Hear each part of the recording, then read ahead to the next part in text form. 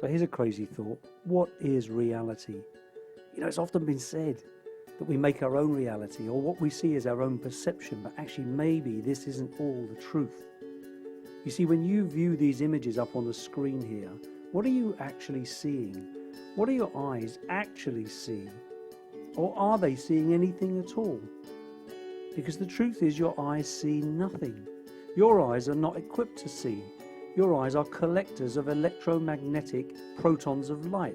They have rods and cones, and they collect those protons of light and send them as electrical signals down your optic nerve to a part of your brain that converts it and magically presents it to you somewhere in your head as the pictures you see.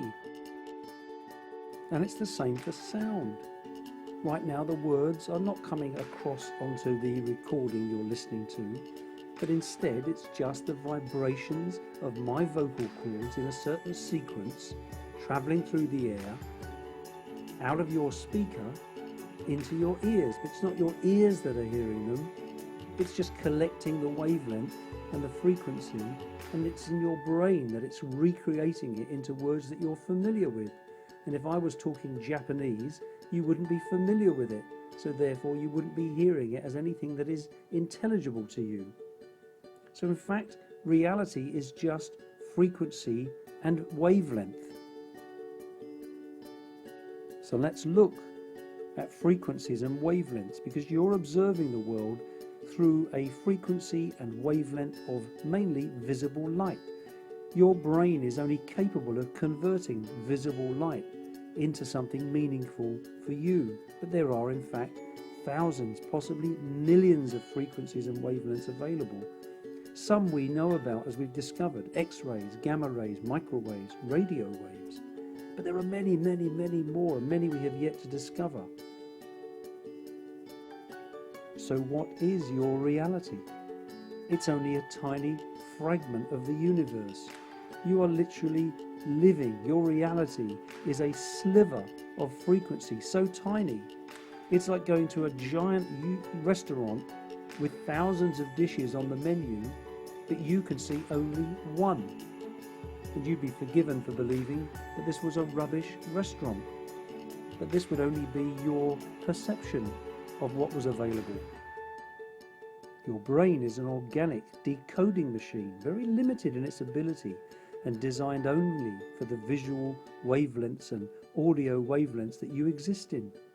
Imagine what it would be like discovering what might be right next to you right now, but in a frequency that you're not tuned to.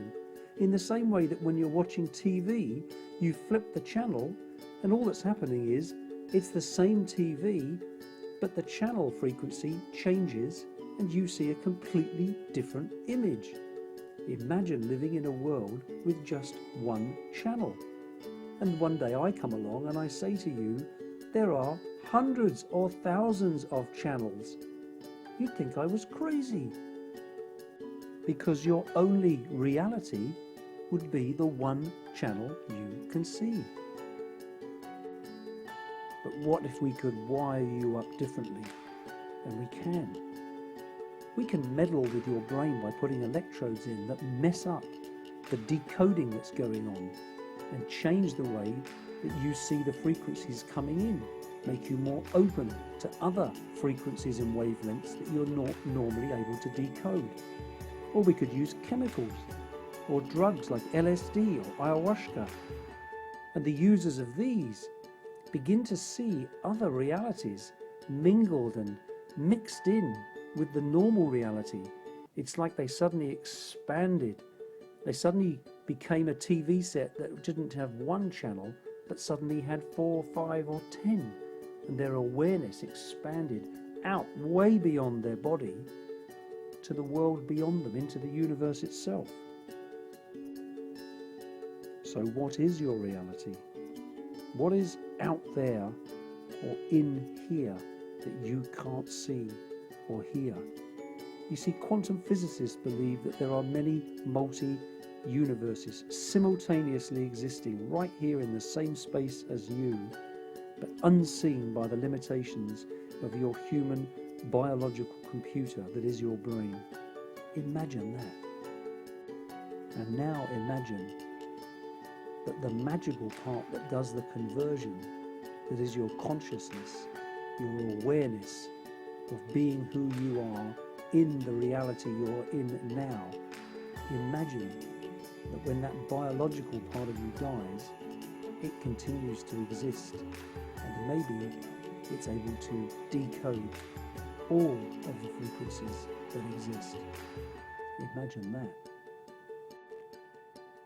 Imagine that your consciousness, that part of you that watches you having your own thoughts, is not a part of your biological body or brain. And when that part of you dies, it's freed from its restrictions. Imagine that you are that consciousness and that your body is only a vehicle for a short time in history for you to experience this reality, that you are in fact an eternal consciousness having a physical experience for a while. Imagine that. Imagine that your consciousness, that part of you that watches you having your own thoughts, is not a part of your biological body or brain. And when that part of you dies, it's freed from its restrictions. Imagine that you are that consciousness and that your body is only a vehicle for a short time in history for you to experience this reality, that you are in fact an eternal consciousness having a physical experience for a while. Imagine that.